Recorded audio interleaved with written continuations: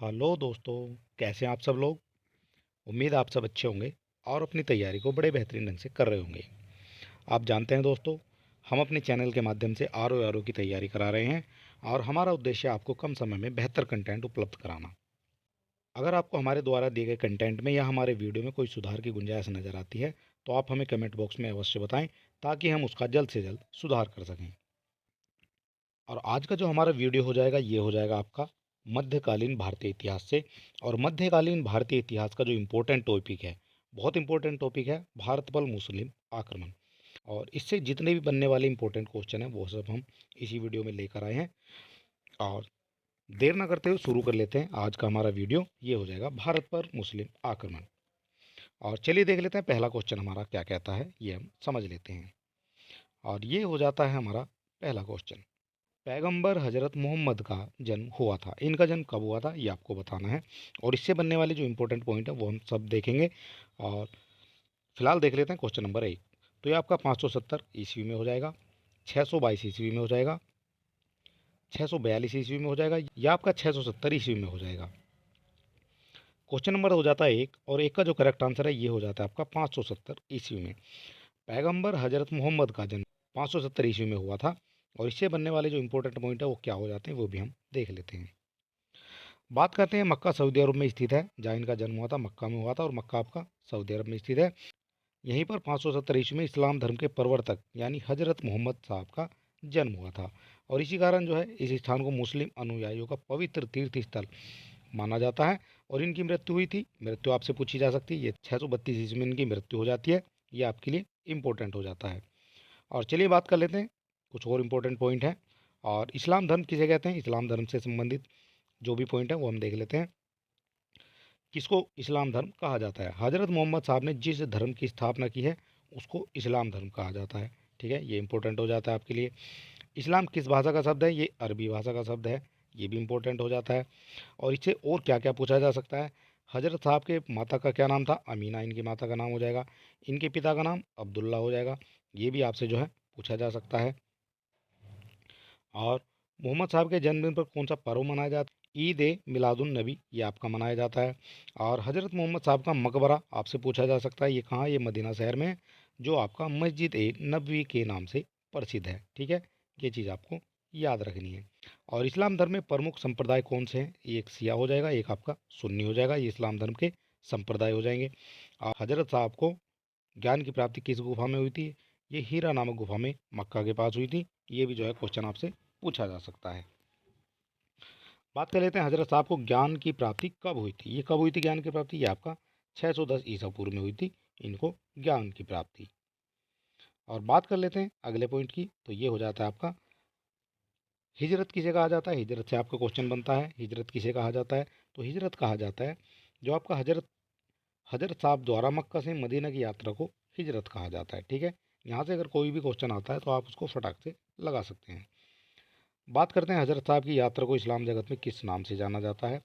जो आपकी हजरत साहब की यात्रा है उसको इस्लाम जगत में किस नाम से जाना जाता है, यह आपका मुस्लिम संवत या हिजरी संवत के नाम से जाना जाता है। आपसे ये भी पूछा जा सकता है हिजरी संवत जो है किस धर्म से संबंधित है, तो ये हो जाएगा आपका इस्लाम धर्म से संबंधित। और इस्लाम धर्म में कितने खलीफा हुए हैं, तो इस्लाम धर्म में 4 खलीफा हुए हैं, कौन कौन से हुए हैं ये भी हम देख लेते हैं। और ये हो जाते हैं आपके 4, पहला हो जाता है आपका हजरत अबू बकर, दूसरा हो जाता है हजरत उमर, तीसरा हो जाता है हजरत उस्मान और चौथा हो जाता है आपका हजरत अली। ठीक है, ये चीज़ आपको याद रखनी है। इस्लाम धर्म में कितने खलीफा हुए हैं, 4 हुए हैं, चारों के नाम आपने देख लिए हैं। बात करते हैं पैगंबर हजरत साहब ने उत्तराधिकारी क्या कहलाते थे। जो आपके पैगंबर हजरत साहब के उत्तराधिकारी थे वो क्या कहलाते थे, वो आपके खलीफा कहलाते थे। ये भी आपके लिए इंपॉर्टेंट हो जाता है। बात करते हैं हिजरी संवत जो इस्लाम धर्म से संबंधित है, वह जो वर्ष है वो कितने दिन का होता था, तो ये आपका 354 दिन का जो साल होता था, एक वर्ष जो है 354 दिन का होता था। और चलिए बात कर लेते हैं, क्वेश्चन नंबर हो जाता है हमारा 2, और 2 नंबर हमारा क्या कहता है ये हम समझ लेते हैं। मोहम्मद बिन कासिम द्वारा सिंध की विजय हुई थी, मोहम्मद बिन कासिम के द्वारा सिंध की विजय हुई थी, कब हुई थी ये आपको बताना है। 713 ईस्वी में, 716 ईस्वी में, 712 ईस्वी में, या आपका 719 ईस्वी में मोहम्मद बिन कासिम द्वारा सिंध की विजय हुई थी। क्वेश्चन नंबर 2 का जो करेक्ट आंसर है ये हो जाता है आपका 712 ईस्वी में। मोहम्मद बिन कासिम द्वारा सिंध की विजय 712 ईस्वी में हुई थी। और इससे भी जो है काफ़ी क्वेश्चन आपके पूछे जाते हैं, और कौन कौन से पूछे जाते हैं ये हम देख लेते हैं। 712 ईस्वी में उसने सिंध पर आक्रमण कर भारी तबाही मचाई। अरबों ने सिंध पर जीत हासिल की और इस तरह से पहली बार भारत में इस्लाम धर्म का आगमन हुआ। आपसे ये भी पूछा जा सकता है इस्लाम धर्म का आगमन जो है किस तरह से हुआ है, कैसे हुआ है, किसके द्वारा हुआ है। तो ये 712 ईस्वी में हुआ है, और मोहम्मद बिन कासिम के द्वारा जो आक्रमण किया गया था उसके द्वारा हुआ है। और बात करते हैं फारसी जो आपका ग्रंथ है चचनामा, उसमें जो है अरबों के सिंध की जीत की विजय की जानकारी मिलती है। जो अरबों ने जीत हासिल की थी उसकी जानकारी कहाँ से मिलती है, ये आपकी फारसी ग्रंथ चचनामा से मिलती है। और बात कर लेते हैं मोहम्मद बिन कासिम ने 17 वर्ष की आयु में ये जो है युद्ध लड़ा था, और सिंध के अभियान का जो है सफल नेतृत्व इन्होंने किया था। ठीक है, ये चीज़ आपसे पूछी जा सकती है, मोहम्मद बिन कासिम ने कितने वर्ष की आयु में जो है सिंध पर आक्रमण किया था। तो ये क्या था आपका 17 वर्ष की आयु में। और चलिए बात कर लेते हैं, क्वेश्चन नंबर हो जाता है हमारा 3, और 3 नंबर हमारा क्या कहता है ये हम समझ लेते हैं। भारत में प्रथम मुस्लिम आक्रमणकारी कौन था? भारत में प्रथम मुस्लिम आक्रमणकारी कौन था ये हम समझ लेते हैं। कुतुबुद्दीन ऐबक, महमूद गजनवी, मोहम्मद बिन कासिम या मोहम्मद गोरी। प्रथम मुस्लिम आक्रमणकारी की बात हो रही है, तो ये हो जाएंगे आपके मोहम्मद बिन कासिम। ठीक है, दूसरा क्वेश्चन भी मोहम्मद बिन कासिम से संबंधित था, और ये भी जो है मोहम्मद बिन कासिम से संबंधित है। और एक ही तरह के जो है आपको कई कई क्वेश्चन जो है देखने को मिल सकते हैं। और चलिए बात कर लेते हैं मोहम्मद बिन कासिम के बारे में। भारत पर पहली बार मुस्लिम आक्रमण 712 ईस्वी में हुआ था, और ये किसके द्वारा हुआ था? मोहम्मद बिन कासिम ने भारत पर आक्रमण किया था 712 ईस्वी में। ठीक है, और सिंध प्रांत को जीत लिया था। ये चीज़ आपको याद रखनी है, इससे जो है क्वेश्चन बनते हैं। चलिए बात कर लेते हैं, क्वेश्चन नंबर हो जाता है हमारा 4, और 4 नंबर हमारा क्या कहता है ये हम समझ लेते हैं। भारत पर सर्वप्रथम मुस्लिम आक्रमणकारी थे। भारत पर सर्वप्रथम मुस्लिम आक्रमणकारी कौन थे? गजनी थे, गौर थे, अरब थे, या फिर उपरोक्त में से कोई नहीं।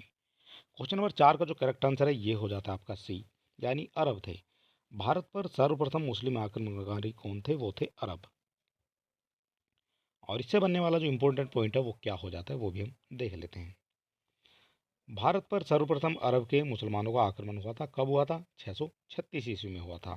और यह आक्रमणकारी कौन था? यह था खलीफा उमर। और इसके समय में जो है बम्बई के थाने पर यह आक्रमण हुआ था, परंतु यह जो आक्रमण था यह आपका असफल रहा था। और भारत पर पहला सफल आक्रमण ये 712 ईस्वी में मोहम्मद बिन कासिम द्वारा किया गया था। ठीक है, और क्वेश्चन जो बनते हैं वो 712 ईस्वी के बाद से ही बनते हैं, मोहम्मद बिन कासिम से। और खलीफा अल वालिद के जो शासनकाल में आक्रमण हुआ था, और मोहम्मद बिन कासिम के आक्रमण के समय सिंध का शासक कौन था? ये था आपका दाहिर। और इस दाहिर से भी जो है काफ़ी क्वेश्चन आपको देखने को मिल सकते हैं। ठीक है, आपसे ये डायरेक्ट पूछा जाएगा कि सिंध का शासक उस समय कौन था, तो ये दाहिर था। और दाहिर के बारे में भी जो क्वेश्चन बनते हैं वो भी हम देख लेते हैं। मोहम्मद बिन कासिम ने 712 ईस्वी में सिंध को जीत लिया था, और मुल्तान को 713 ईस्वी में जीत लिया था। और बात कर लेते हैं दाहिर के बारे में। दाहिर से क्या क्या पूछा जा सकता है? राजा दाहिर 8वीं सदी के जो सिंध के शासक थे। कौन सी सदी के थे? 8वीं सदी के थे। कहाँ के थे? सिंध के शासक थे। और राजा दाहिर जो है ये राजा चच के सबसे छोटे बेटे थे। किसके बेटे थे? राजा चच के सबसे छोटे बेटे थे। सिंध में अरब इतिहास की पहली किताब, सिंध में अरब इतिहास की पहली किताब कौन सी थी? ये हो जाती है चचनामा। चचनामा से भी जो है क्वेश्चन देखने को मिलता है। और उससे जो पता चला कि 8वीं सदी में मोहम्मद बिन कासिम ने सिंध पर हमला कर राजा दाहिर को हरा दिया था। और यह सिंध के आखिरी हिंदू शासक थे। इसलिए ये इंपॉर्टेंट हो जाते हैं क्योंकि सिंध के जो है आखिरी हिंदू शासक थे। और इनका जो पतन था, इनका पतन हो गया था, और कासिम की हुकूमत का ये आगाज़ हो जाता है। ठीक है, 712 ईस्वी की बात कर रहे हैं। सिंध के जो आखिरी शासक हिंदू शासक थे वो थे आपके दाहिर, और दाहिर को हराने के बाद कासिम की हुकूमत जो है ये शुरू हो गई थी। और चलिए बात कर लेते हैं, क्वेश्चन नंबर हो जाता है हमारा 5, और 5 नंबर हमारा क्या कहता है? मोहम्मद बिन कासिम था। मोहम्मद बिन कासिम कौन था? ये तुर्क था, मंगोल था, अरब था, या फिर तुर्क अफगान था। क्वेश्चन नंबर हो जाता है हमारा 5, और 5 नंबर हमारा क्या कहता है ये हम समझ लेते हैं। तो मोहम्मद बिन कासिम जो था ये एक अरब, और इससे बनने वाले जो इंपॉर्टेंट पॉइंट है वो क्या क्या हो जाते हैं वो हम देख लेते हैं। मोहम्मद बिन कासिम अरब का निवासी था, ये आपसे पूछा जाता है। और वह इराक के शासक अल हज्जाज का भतीजा और दामाद दोनों था। जिस समय उसने सिंध पर आक्रमण किया, वहाँ का जो शासक था वो दाहिर था, ये हमने आपको पहले ही बता दिया है। और इससे और क्या इंपॉर्टेंट हो सकता है, मोहम्मद बिन कासिम इस्लाम के शुरुआती काल में उमैयद खिलाफत का एक अरब सिपह सलाहकार होता था, ठीक है। और उसने 17 साल की उम्र में ही भारतीय उपमहाद्वीप पर हमला करने के लिए उसको भेज दिया था। कितने साल की उम्र में? 17 साल की उम्र में। और कासिम का जन्म सऊदी अरब में स्थित ताइफ शहर में हुआ था। ये आपसे पूछा जा सकता है किस शहर में जो है कासिम का जन्म हुआ था सऊदी अरब के, तो ये ताइफ शहर हो जाता है, ताइफ उसका नाम हो जाता है। और वह जो अल सकीब कबीले का सदस्य था। यहाँ से एक बार क्वेश्चन बनता है कि वह जो किस कबीले का सदस्य था, तो अल सकीब कबीले का सदस्य हो जाता है।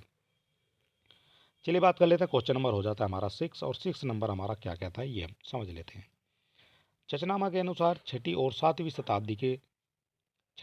शताब्दी में सिंधु देश की राजधानी क्या थी? सिंधु देश की राजधानी कौन सी थी? देवल, अरोड, लोदवा या फिर आपका बाड़मेर। क्वेश्चन नंबर 6 है, और 6 का जो करेक्ट आंसर है ये हो जाता है आपका बी। चचनामा के अनुसार छठी और सातवीं शताब्दी में सिंधु देश की राजधानी अरोड हुआ करती थी। और इससे और क्या जो है आपका इंपॉर्टेंट हो जाता है ये हम देख लेते हैं। चचनामा के अनुसार छठी और सातवीं शताब्दी में सिंधु देश की राजधानी अरोड़ थी। और चचनामा सिंध के इतिहास से संबंधित एक पुस्तक है। ये जो चचनामा है सिंध के इतिहास से संबंधित है पुस्तक। और इस पुस्तक में जो है चच राजवंश के इतिहास तथा अरबों द्वारा सिंध विजय का वर्णन किया गया है, ठीक है। इसमें ये चीज़ आपको समझ लेनी है किसका वर्णन है, तो इसमें जो है अरबों द्वारा सिंध की विजय का वर्णन है। चचनामा का अर्थ आपसे पूछा जाता है, तो चचनामा का जो अर्थ है वो हो जाता है चच की कहानी। और चच जो है सिंध के एक हिंदू ब्राह्मण शासक थे। यह पुस्तक एक फारसी ग्रंथ है जिसे उच्च शहर में लिखा गया है। कौन सा ग्रंथ है? ये एक फारसी ग्रंथ हो जाता है। कहाँ लिखी गई है? उच्च शहर में लिखी गई है। और उच्च शहर क्या था? शहर जो है उस काल में सिंध की राजधानी हुआ करती थी। और वर्तमान में यह पाकिस्तान के कराची के बंदरगाह शहर से लगभग 70 किलोमीटर उत्तर में स्थित हो जाती है, ठीक है। ये चीज़ आपको समझ लेनी है। और बात कर लेते हैं, यह अरबों के इतिहास से संबंधित जानकारी प्राप्त करने का एक महत्वपूर्ण स्रोत हो जाता है। अरबों के इतिहास की जानकारी आपको कहाँ से मिलती है? तो ये आपकी चचनामा से मिलती है। और बात कर लेते हैं, इस पुस्तक को काजी इमाइल द्वारा अरबी भाषा में लिखा गया था। किसके द्वारा लिखा गया था? काजी इमाइल के द्वारा, जो सिंध विजय के बाद मोहम्मद बिन कासिम द्वारा नियुक्त होने वाला एलोर का प्रथम काजी हुआ करता था। और चलिए बात कर लेते हैं, क्वेश्चन नंबर हो जाता है हमारा 7। इनमें कौन गजनी राजवंश का संस्थापक था? गजनी राजवंश का आपसे संस्थापक पूछा जाता है। अलब्तगीन हो जाएगा, महमूद हो जाएगा, सेबुगितगीन हो जाएगा या इस्माइल हो जाएगा। क्वेश्चन नंबर हो जाता है हमारा 7, और 7 का जो करेक्ट आंसर है वो कौन सा हो जाएगा ये हम देख लेते हैं। क्वेश्चन नंबर 7 का जो करेक्ट आंसर है ये हो जाता है आपका अलब्तगीन। गजनी राजवंश का संस्थापक आपका अलब्तगीन हो जाता है। और इससे बनने वाले जो इंपॉर्टेंट पॉइंट है वो क्या हो जाते हैं? गजनी वंश का संस्थापक अलब्तगीन था। और गजनी वंश का अन्य नाम यामनी वंश भी हो जाता है। यामनी वंश भी जो है किसको कहा जाता है? गजनी वंश को कहा जाता है। अलब्तगीन ने गजनी को अपनी राजधानी बनाया था। और इस समय उत्तर पश्चिम भारत में हिंदू शाही राजवंश का राज्य था, और जिसका विस्तार हिंदू कुश पर्वतमाला तक हुआ करता था उस समय, ठीक है। ये चीज़ आपको याद रखनी है अलब्तगीन से। और चलिए बात कर लेते हैं, क्वेश्चन नंबर हो जाता है हमारा 8, और 8 नंबर हमारा क्या कहता है ये हम देख लेते हैं। यहाँ से आपके कथन और कारण का जो है क्वेश्चन है। और कथन कारण से आपके इस तरह के जो है काफ़ी क्वेश्चन आपको आपकी परीक्षा में देखने को मिल सकते हैं। बात कर लेते हैं आपकी कथन आर। कथन ए क्या कहता है? महमूद गजनी ने भारत पर 17 बार आक्रमण किया था। ये बात आपकी करेक्ट हो जाती है। ये हर जगह आपको लिखा मिल जाएगा, महमूद गजनी ने भारत पर 17 बार आक्रमण किया था, ठीक है। और इसका जो कारण है, वह भारत में स्थायी मुस्लिम शासन की स्थापना करना चाहता था। ऐसा नहीं है वह मुस्लिम शासन की स्थापना नहीं करना चाहता था, वो केवल उसका जो उद्देश्य था वो था केवल लूटपाट करना। वो केवल धन लूटना चाहता था और वह मुस्लिम शासन की स्थापना नहीं करना चाहता था। इस हिसाब से आप कह सकते हैं पहला आपका करेक्ट हो जाएगा और दूसरा आपका इनकरेक्ट हो जाएगा। कौन से ऑप्शन में इस तरह से दिया गया है? तो ये आपका दिया गया है ऑप्शन नंबर सी में। पहला आपका सही हो जाएगा, परंतु आर आपका गलत हो जाएगा, ठीक है। इस हिसाब से आपसे कह सकते हैं ये जो सी है ये आपका करेक्ट हो जाएगा। और बात कर लेते हैं, मोहम्मद गजनबी सुबुक तगीन का पुत्र था, जो गजनी के पहले स्वतंत्र शासक के रूप में प्रसिद्ध हुआ करता था। महमूद गजनबी 900 ईस्वी से लगातार हमले जारी रखे हैं मोहम्मद गजनबी ने। और 1000 से 1026 के बीच उसने भारत पर 17 बार आक्रमण किए, ठीक है। ये बहुत बड़ी बात हो जाती है। 1000 से 1026 के बीच में, यहाँ 1026 लिखा हुआ है और ये कहीं कहीं आपको 1027 भी लिखा हुआ मिल सकता है, ठीक है। क्योंकि कई बुक में तो ये 1026 है और कई बुक में आपको ये 1027 भी देखने को मिल सकता है। और बात कर लेते हैं 1000 से 1026 के बीच में जो है उसने भारत पर 17 बार आक्रमण किए। महमूद गजनबी की उपाधि इसके सिक्कों पर नहीं मिलती है, ठीक है, जहां उसे केवल अमीर महमूद के रूप में दर्ज किया गया था। महमूद गजनबी ने जो है सिक्कों पर अपनी उपाधि नहीं लिखवाई थी। यहाँ आप देख सकते हैं 17 आपके जो आक्रमण हैं भारत पर वो किस किस तरह के हैं। इनमें से आपके सभी इंपॉर्टेंट नहीं है, हालांकि हमने 17 के 17 जो आक्रमण हैं वो आपको दिखा दिए गए हैं। और ये आपको पीडीएफ ऐसी की ऐसी पीडीएफ मिल जाएगी। और पीडीएफ के लिए आपको लिंक आपको इस वीडियो के डिस्क्रिप्शन में मिल जाएगा। टेलीग्राम पर मिलती है वीडियो और टेलीग्राम का लिंक आपको इस डिस्क्रिप्शन में मिल जाएगा। और चलिए हम इम्पोर्टेंट देख लेते हैं और बाकी जो आपकी पीडीएफ होगी, पीडीएफ में आपके सारे जो आक्रमण हैं उनकी डिटेल मिल जाएगी, वहाँ से आप इसको जाकर पढ़ सकते हैं। और यहाँ से इम्पोर्टेंट कौन कौन से हो जाते हैं, प्रथम हो जाता है ये आपका प्रथम आक्रमण, ये इम्पोर्टेंट हो जाता है। महमूद गजनबी का प्रथम आक्रमण ये हुआ था 1000 ईस्वी में और सीमावर्ती नगरों में हुआ था और ये हिंदू शाही शासक जयपाल था, ठीक है। जयपाल से भी क्वेश्चन जो है आपके बनते हैं। बात कर लेते हैं दूसरे आक्रमण की, तो दूसरा जो है ये भी आपका जयपाल से संबंधित हो जाए, ये 1000 ईस्वी से संबंधित है, ये भी आपके लिए इम्पोर्टेंट हो जाता है। तीसरा आक्रमण जो है ये आपका इम्पोर्टेंट नहीं है, तो यहाँ से जो है क्वेश्चन बहुत कम बनते हैं। हालांकि आप पीडीएफ के माध्यम से इसको एक बार पढ़ लेंगे तो थोड़ा अच्छा हो जाएगा। और बात कर लेते हैं चौथे आक्रमण की, ये भी आपके लिए इम्पोर्टेंट नहीं है। और पांचवा आक्रमण देख लेते हैं, ये आपका पांचवा आक्रमण हो जाता है और ये सुखपाल को दंड देने के लिए किया गया था, ये भी इम्पोर्टेंट नहीं होता है। और बात कर लेते हैं आनंदपाल की, तो आनंदपाल आपके लिए इंपॉर्टेंट हो जाता है, यहाँ से जो है क्वेश्चन देखने को मिलते हैं। छठा आक्रमण है और ये 1008वीं ईस्वी में होता है और महमूद का छठा आक्रमण जो है आनंदपाल के विरुद्ध था। गद्दी प्राप्त करने के बाद जो है आनंदपाल की स्थिति काफ़ी दयनीय हो जाती है, ठीक है, ये चीज़ आपको याद रखनी है। इसके बाद देख लेते हैं सातवां युद्ध हो जाता है, ये भी आपका आनंदपाल से संबंधित हो जाता है। और आठवीं की बात करते हैं तो आठवां जो है ये मुल्तान में दोबारा से हुआ था, ये भी इम्पोर्टेंट नहीं है। नौवां जो है ये आपका आक्रमण थानेश्वर हुआ था और देख लेते हैं वहाँ के जो चक्र स्वामी मंदिर को इसने लूटा था, ठीक है, ये चीज़ आपको याद रखनी है।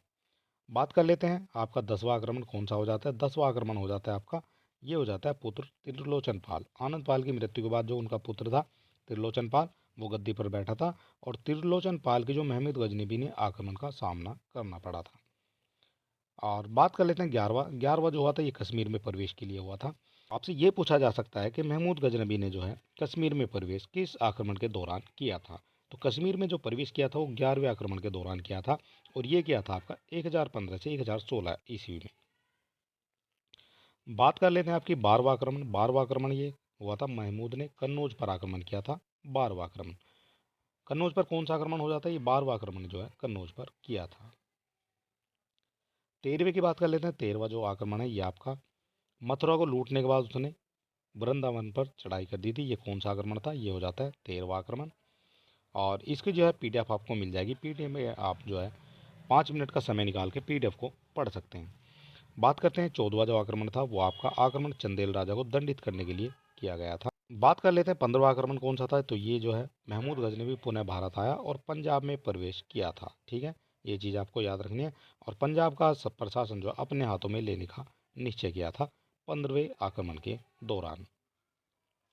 और यहाँ बात कर लेते हैं 16वां आक्रमण जो होता है। 16वां आक्रमण आपके लिए इम्पोर्टेंट हो जाता है, ये आप जो है इम्पोर्टेंट इसको लगा सकते हैं क्योंकि ये क्या है, ये है आपका सोमनाथ पर आक्रमण। और कब है, सबसे पहले तो यहाँ आपसे ईयर ही पूछ लिया जाता है। सोमनाथ मंदिर पर आक्रमण कब किया था, तो ये किया गया था 1025 ईस्वी में, ठीक है, पहला क्वेश्चन तो यही बन जाता है।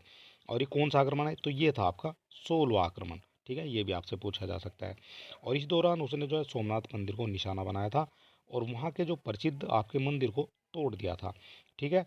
और वो किस लिए तोड़ा था, क्योंकि वहाँ से जो है वो अपार धन लूटकर लेकर गया था। और 1025 से 26 ईस्वी में महमूद गजनी में विशाल सेना लेकर सोमनाथ मंदिर पर आक्रमण किया था। और सोमनाथ का मंदिर जो है ये गुजरात में स्थित है और ये जो है महत्वपूर्ण मंदिरों में से एक हो जाता है। बात कर लेते हैं 17वां और अंतिम आक्रमण कौन सा था, ये आपका 1027 ईस्वी में हो जाता है, अंतिम और जो है 17वां। जाटों और खोखरों को दंड देने के लिए महमूद गजनी में 1027 ईस्वी में भारत पर अंतिम आक्रमण किया था। कब किया था, ये आपसे पूछा जाता है, ठीक है, कई बार यहाँ से क्वेश्चन बनता है। जाटों और खोखरों को दंड देने के लिए जो है कौन सा आक्रमण किया गया था, तो 17वां आक्रमण किया था। और यहाँ बात कर लेते हैं इसकी जो मृत्यु की बात करते हैं, तो 1030 में महमूद गजनबी की मृत्यु हो जाती है। ठीक है, और यहाँ आपने देख लिया कि इस बार इस तरह जो है भारत पर 17 बार जो है आक्रमण किए थे। और यहाँ से क्वेश्चन हो जाता है आपका 9, और 9 नंबर हमारा क्या कहता है ये हम समझ लेते हैं। निम्न में से कौन चंदेल शासक महमूद गजनबी से पराजित नहीं हुआ था? ये बहुत इंपॉर्टेंट क्वेश्चन है, और ये जो है आपसे कई बार पूछा गया क्वेश्चन है। और आपसे पूछा गया कि कौन चंदेल शासक था जो महमूद गजनबी से पराजित नहीं हुआ था? ये आपका धंग हो जाता है, विद्याधर, जयशक्ति या फिर डंग। क्वेश्चन नंबर 9 का जो करेक्ट आंसर है ये हो जाता है आपका बी, यानी विद्याधर। विद्याधर जो है ये आपका महमूद गजनबी से पराजित नहीं हुआ था। और बात कर लेते हैं विद्याधर के बारे में। विद्याधर आपके लिए इंपॉर्टेंट हो जाते हैं, इसलिए हम विद्याधर को थोड़ा सा पढ़ लेते हैं।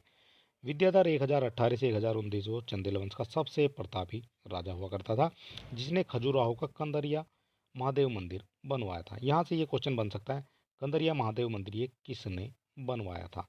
तो ये बनवाया था आपका विद्याधर ने। और मुसलमान लेखक उसको चंद्र एवं विदा नाम से पुकारते थे। अपने दादा के समान वीर और कुशल शासक था। इसी ने जो है महमूद गजनबी को पराजित कर दिया था। ठीक है, ये इंपॉर्टेंट हो जाता है। चलिए बात कर लेते हैं, क्वेश्चन नंबर हो जाता है हमारा 10, और 10 नंबर हमारा क्या कहता है ये हम समझ लेते हैं। किस चंदेल राजा ने महमूद गजनबी का सामना किया था? महमूद गजनबी का सामना किसने किया था? कुमारपाल ने, भीमदेत्य ने, विद्याधर ने, या फिर अरुणो राजा ने?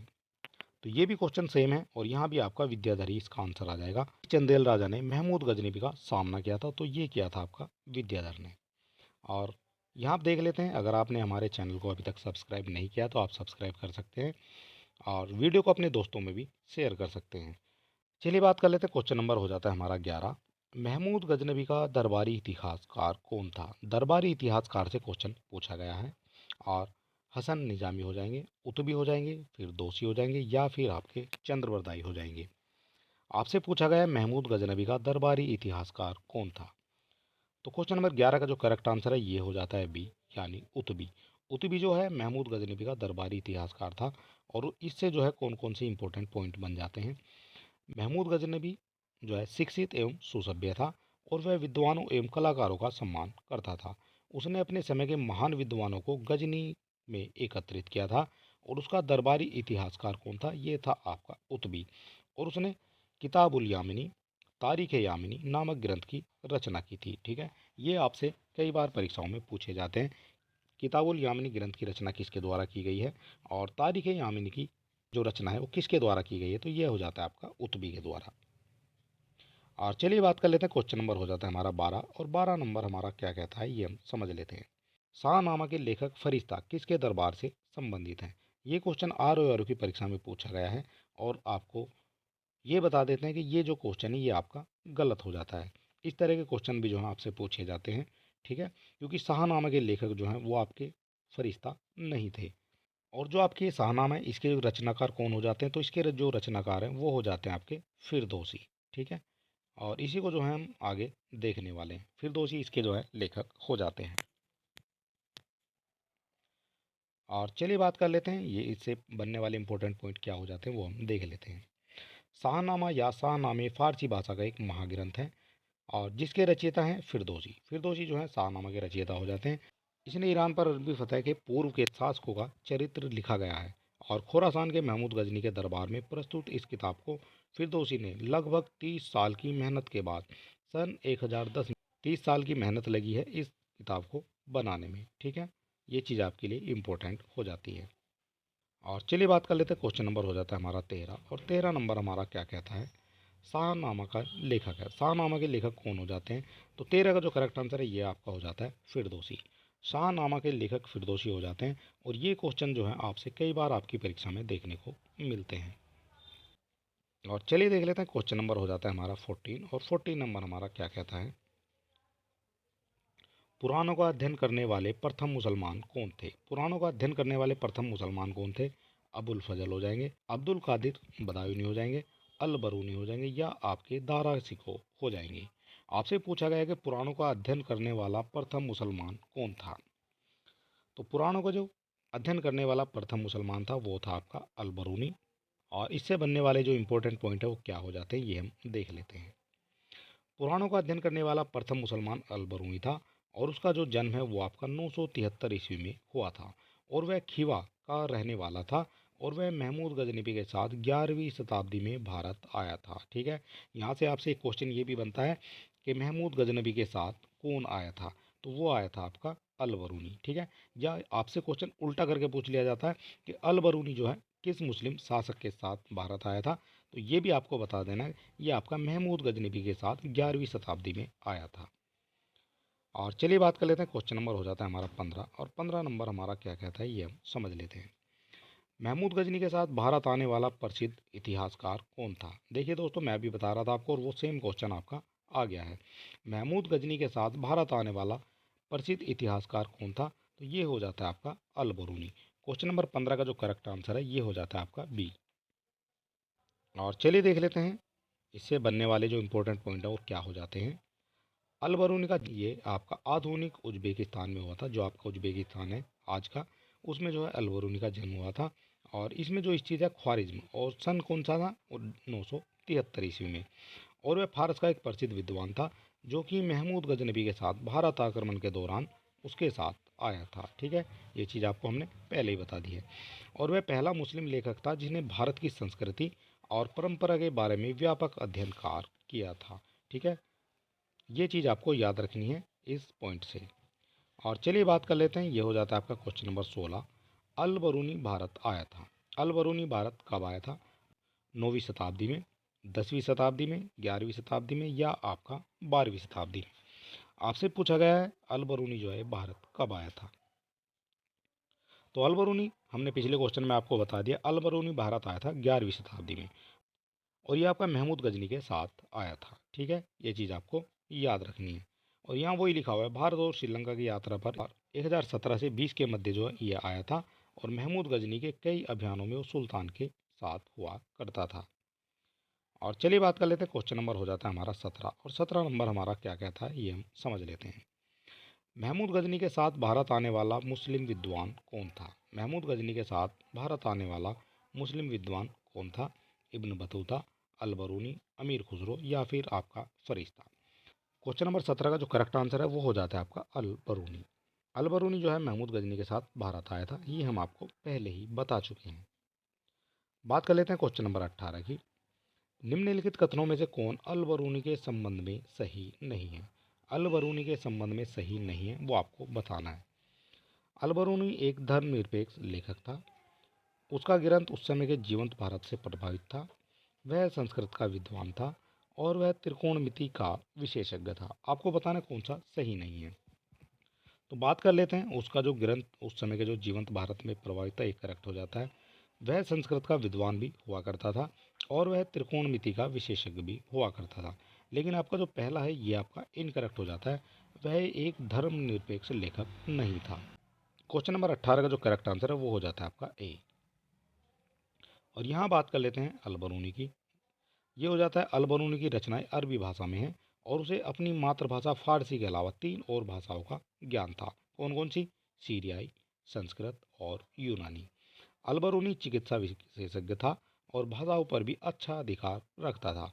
और इसके साथ ही वह एक मशहूर संगीतज्ञ, भूगोलवेत्ता, कवि, रसायन वैज्ञानिक और दार्शनिक भी हुआ करता था। ठीक है, ये चीज़ आपको याद रखनी है अल बरूनी के बारे में। चलिए बात कर लेते हैं, क्वेश्चन नंबर हो जाता है 19, और 19 नंबर हमारा क्या कहता है। निम्नलिखित में से किसने महमूद गजनी के हमले के बाद सोमनाथ मंदिर का पुनर्निर्माण कराया था? जब सोमनाथ मंदिर को महमूद गजनी लूट कर चला गया था, उसके बाद उसका जो पुनर्निर्माण कराया था, किसने? भीमराज प्रथम ने, भीमदेव ने, मूलराज ने, या आपका जय सिंह सिद्धिराज ने? क्वेश्चन नंबर 19 का जो करेक्ट आंसर है ये हो जाता है आपका भीमदेव, और भीमदेव हो जाते हैं ये प्रथम। ठीक है, और यहाँ से हम समझ लेते हैं भीमदेव के बारे में। महमूद गजनबी के सोमनाथ मंदिर पर आक्रमण किया था, ये 1025 में किया था। यहाँ से क्वेश्चन बनता है आपका, आपसे पूछा जाता है ये कब किया था? 1025 ईस्वी में। और यहाँ जो उस समय जो है यहाँ का शासक भीमदेव प्रथम हुआ करता था। और महमूद मंदिर से अतुल संपत्ति लूटकर वापस लौट गया था, और महमूद के जाने के बाद भीमदेव प्रथम ने सोमनाथ मंदिर का पुनर्निर्माण कराया था। ठीक है, ये इस तरह के जो है क्वेश्चन आपसे कई बार परीक्षा में देखने को मिलते हैं। क्वेश्चन नंबर हो जाता है 20, और 20 नंबर हमारा क्या कहता है। किसने एक तरफ संस्कृत मुद्रा लेख के साथ चांदी के सिक्के निर्गत किए थे? चांदी के सिक्के निर्गत किए थे जिसमें एक तरफ जो है संस्कृत मुद्रा लेख होते थे। मोहम्मद बिन कासिम ने, महमूद गजनबी ने, शेर शाह ने या आपका अकबर ने। क्वेश्चन नंबर हो जाता है आपका 20 और 20 नंबर आपका क्या कहता है। 20 नंबर का जो करेक्ट आंसर है ये हो जाता है आपका बी। महमूद गजनबी ने एक तरफ संस्कृत मुद्रालय के साथ चांदी के सिक्के निर्गत कराए थे और इससे बनने वाले जो इंपॉर्टेंट पॉइंट है वो क्या हो जाते हैं। संस्कृत मुद्रालय के साथ चांदी के सिक्के महमूद गजनबी ने जारी किए थे। महमूद गजनबी द्वारा जारी चांदी के सिक्कों के दोनों तरफ दो अलग अलग भाषाओं में मुद्रालेख अंकित किए थे। ऊपरी भाग पर अंकित मुद्रालेख अरबी भाषा में था और दूसरी तरफ जो अंकित लेख था वो आपका संस्कृत में हो जाता है। संस्कृत में हो जाता है इसलिए ये इम्पोर्टेंट हो जाता है। और यहाँ देख सकते हैं ये हो जाता है आपका जो मोहम्मद गजनबी ने जो सिक्के चलवाए थे वो ये हो जाते हैं दोनों तरफ से। और चलिए बात कर लेते हैं और हो जाता है आपका 21 और 21 नंबर क्या कहता है। निम्नलिखित में से मध्य एशिया के किस शासक ने 1192 ईस्वी में उत्तर भारत को जीता था। 1192 ईस्वी की बात हो रही है, उत्तर भारत को जीता था। कौन हो जाएंगे। जलालुद्दीन मंगबरनी, गजनी का महमूद, शिहाबुद्दीन मोहम्मद गोरी और चंगेज़ खां। तो यहाँ से बात हो जाती है मोहम्मद गोरी की स्टार्ट। मध्य एशिया की बात हो रही है 1192 ईस्वी में, ये आपका जीता था शिहाबुद्दीन मोहम्मद गोरी ने। और इससे बनने वाले जो इंपॉर्टेंट पॉइंट है वो क्या हो जाते हैं ये हम देख लेते हैं। मध्य एशिया के शासक शिहाबुद्दीन मोहम्मद गोरी ने 1192 ईस्वी में उत्तर भारत को जीता था। और बात करते हैं मोहम्मद गोरी का जो प्रथम आक्रमण था 1175 ईस्वी में मुल्तान पर हुआ था और 1205 ईस्वी तक वह साम्राज्य विस्तार अथवा पुनर्विजित राज्य की रक्षा के लिए भारत पर चढ़ाई करता रहा था। उसने 1175 से 76 ईस्वी में मुल्तान और उच्च पर आक्रमण किया था और 1178 ईस्वी में गुजरात पर आक्रमण भी कर दिया था। और वहीं जो है 1191 की बात करते हैं तो ये आपका T1 यानी तराइन का पहला युद्ध T1 और एक हो जाता है आपका T2। ठीक है, तो T1 की बात करते हैं तो ये आपका हो जाता है 1191 ईस्वी में पृथ्वीराज चौहान के साथ तराइन की प्रथम लड़ाई हो जाती है मोहम्मद गोरी की। और इस युद्ध में मोहम्मद गोरी की पराजय हो जाती है। और इसके बाद जो है तराइन के दूसरा युद्ध यानी T2 की बात होती है, ये हो जाता है आपका 92 में। और पृथ्वीराज की जो इसमें हार होती है और साथ ही एक केंद्रीय मुस्लिम राजनीतिक व्यवस्था स्थापित वहाँ हो जाती है जो बाद तक जो है कायम रहती है। और इसके बाद बात कर लेते हैं, ये हो जाता है आपका मुइज़ुद्दीन मोहम्मद, जिसे गौर मोहम्मद के नाम से भी जाना जाता था। और ये आपका 1173 से 1202 ईस्वी तक गौरी साम्राज्य का सुल्तान था। और ईस्वी 1202 से 1206 तक एकमात्र शासक ये रहा है। और उसे जो है भारतीय उपमहाद्वीप में मुस्लिम शासन स्थापित करने का श्रेय दिया जाता है। और जो शासन है ये आपका सदियों तक चलता रहा है। बात कर लेते हैं T1 T2 की, इससे ये इम्पोर्टेंट हो जाते हैं और इनसे जो है काफ़ी क्वेश्चन आपकी परीक्षा में देखने को मिलते हैं। बात कर लेते हैं आपके 1191 ईस्वी में तराइन का प्रथम युद्ध हुआ था, इसको आप T2 कह सकते हैं। और तराइन का प्रथम युद्ध 1191 में पृथ्वीराज चौहान और मोहम्मद गोरी के बीच लड़ा गया था और इसमें मोहम्मद गोरी को जो है पराजित होना पड़ा था। बात कर लेते हैं T2 की, तो ये हो जाता है आपका तराइन का दूसरा युद्ध जो आपका 1192 ईस्वी में तराइन में हुआ था। और तराइन का द्वितीय युद्ध जो है ये 1192 ईस्वी में पृथ्वीराज तृतीय और मोहम्मद गोरी के मध्य हुआ था, जिसमें पृथ्वीराज को पराजय का सामना करना पड़ा था। यहाँ से जो है क्वेश्चन बनते हैं तराइन के पहले और दूसरे युद्ध से। और क्वेश्चन नंबर देख लेते हैं 22 नंबर हमारा क्या कहता है।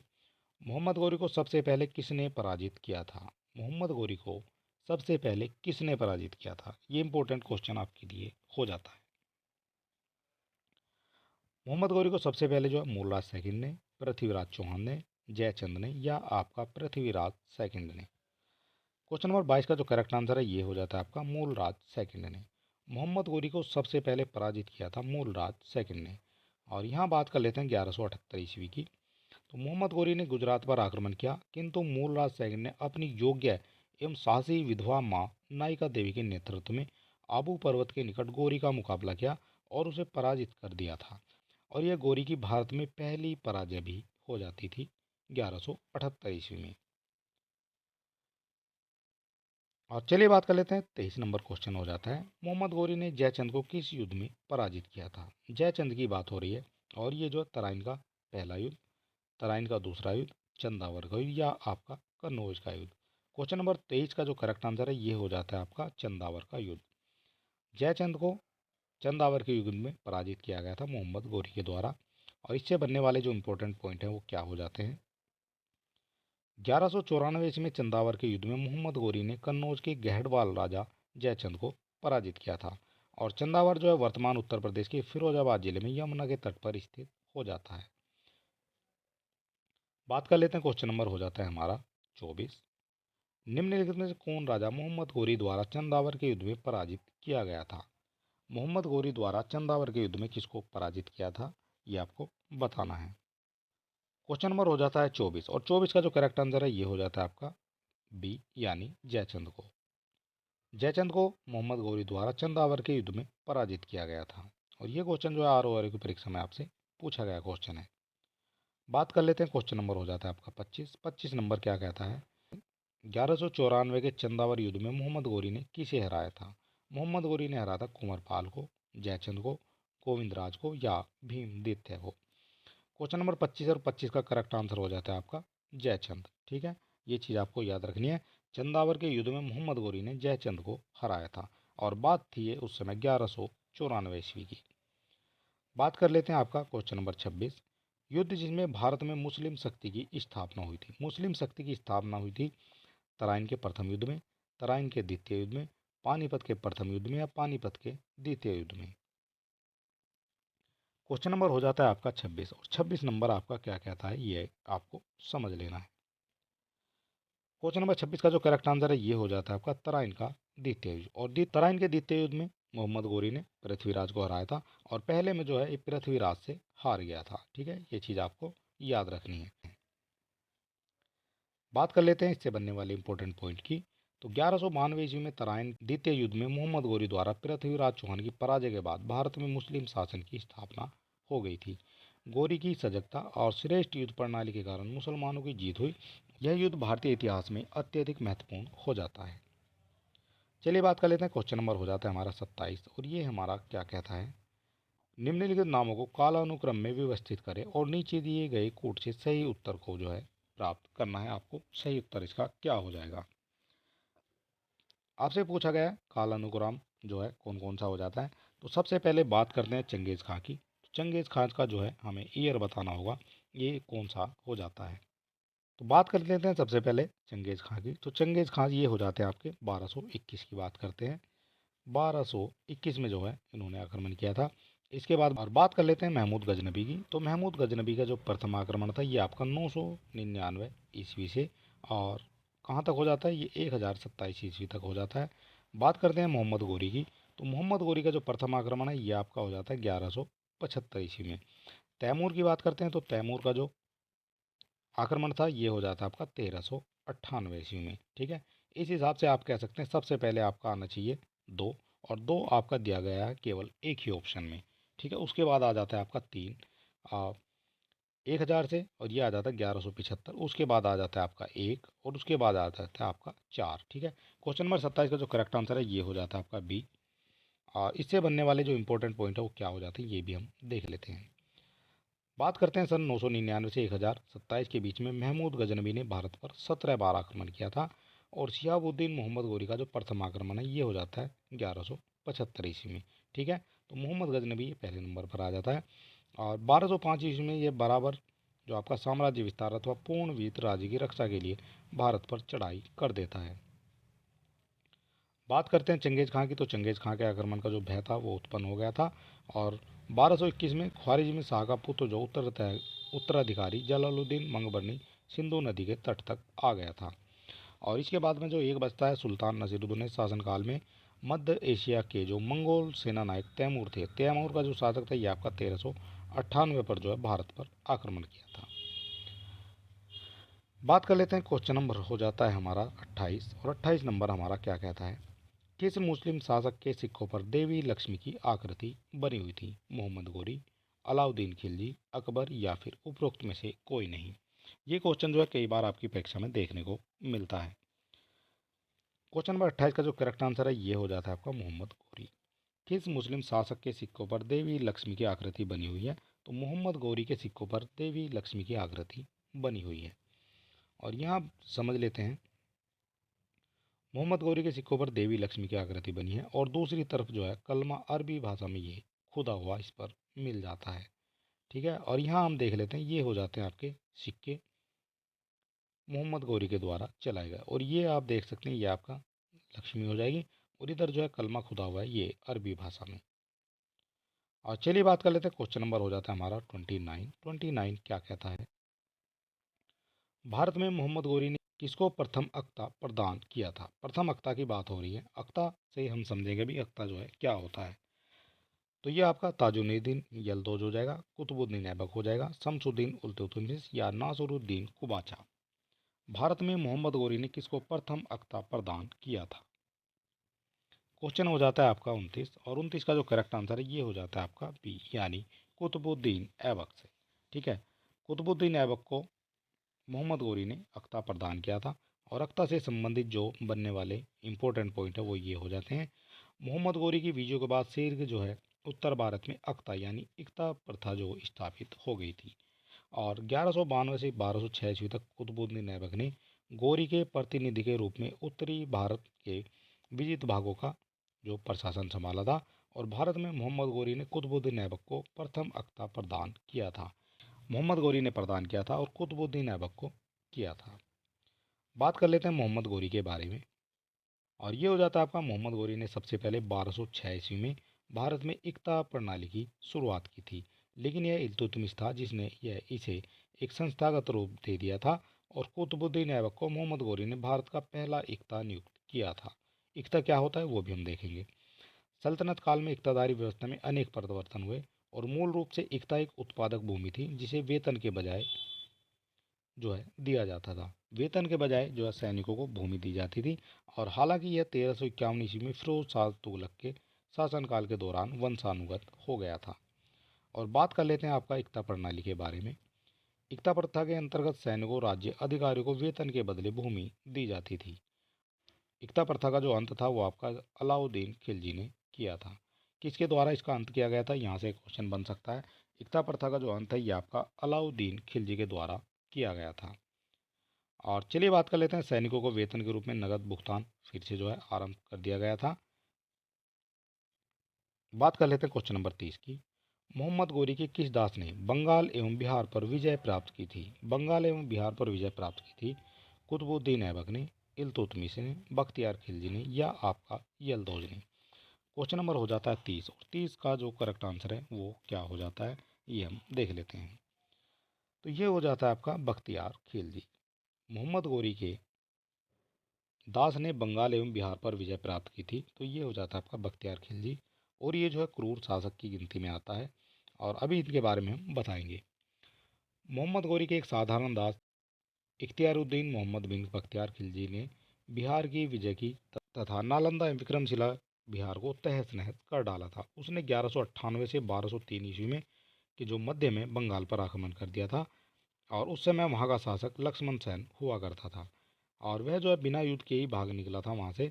और तुर्की सेना ने राजधानी नदियों में प्रवेश कर बुरी तरह से लूटपाट कर दी थी। यहाँ देख लेते हैं, राजा की अनुपस्थिति में नगर ने आत्मसमर्पण कर दिया था।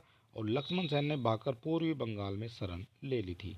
वहीं कुछ समय तक शासन करता रहा। और इख्तियारुद्दीन ने भी जो है संपूर्ण बंगाल को जीतने का प्रयत्न नहीं किया। और इख्तियारुद्दीन ने जो लखनऊ को अपनी राजधानी बनाया था। और इसे जो बिहार में तुर्क सत्ता का वास्तविक संस्थापक माना जाता है। यहाँ से क्वेश्चन बन सकता है कि बिहार में तुर्क सत्ता का वास्तविक संस्थापक किसको माना जाता है, तो ये माना जाता है इख्तियारुद्दीन को। और बात कर लेते हैं, क्वेश्चन नंबर हो जाता है 31, और 31 क्या कहता है, बिहार का प्रथम मुस्लिम विजेता कौन था। बिहार का प्रथम मुस्लिम विजेता आपसे पूछा गया है। मलिक इब्राहिम, इल्तुतमिश, बख्तियार खिलजी या अली मर्दान खिलजी। क्वेश्चन नंबर हो जाता है 31, और 31 का करेक्ट आंसर क्या हो जाता है। 31 का जो करेक्ट आंसर है ये भी आपका बख्तियार खिलजी हो जाता है। और बात कर लेते हैं क्वेश्चन नंबर 32 की। ये हो जाता है आपका 32, नालंदा विहार का जो विध्वंस है वो किसके द्वारा किया गया था। बख्तियार खिलजी के, कुतुबुद्दीन ऐबक के, मोहम्मद बिन तुगलक के और अलाउद्दीन खिलजी के। तो नालंदा बिहार का जो विध्वंस है ये आपका बख्तियार खिलजी के द्वारा किया गया था। और यहाँ हम देख लेते हैं, आज की जो वीडियो समाप्त हो जाती है। और अगर अभी तक आपने हमारे चैनल को सब्सक्राइब नहीं किया है तो आप सब्सक्राइब कर सकते हैं। वीडियो को अपने दोस्तों में भी शेयर कर सकते हैं। और हमारी जो मध्यकालीन भारत की इतिहास की ये आपकी हो जाती है भारत पर मुस्लिम आक्रमण। और इससे पहले वीडियो अगर आपने नहीं देखे हैं तो आप हमारे चैनल पर विजिट कर सकते हैं। वहाँ आपको टॉपिक वाइज सभी वीडियो मिल जाएंगे। और चलिए दोस्तों, मिलते हैं नेक्स्ट वीडियो में, और तब तक के लिए नमस्कार।